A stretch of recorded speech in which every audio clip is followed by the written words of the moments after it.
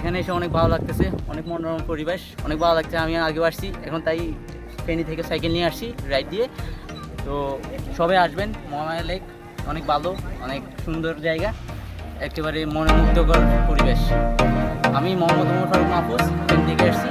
আমি একজন ছাত্র, আমি যে ফার্স্ট ইয়ারে পড়ি।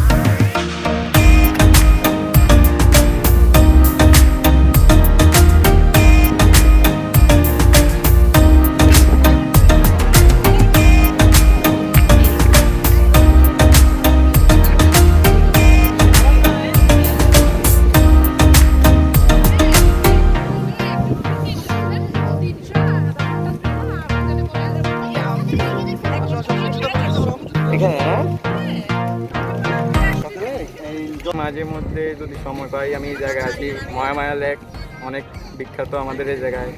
আমি মাঝে মধ্যে মনে করেন মন খারাপ থাকলে বা বন্ধু বান্ধবের সাথে এখানে ঘুরতে আসি।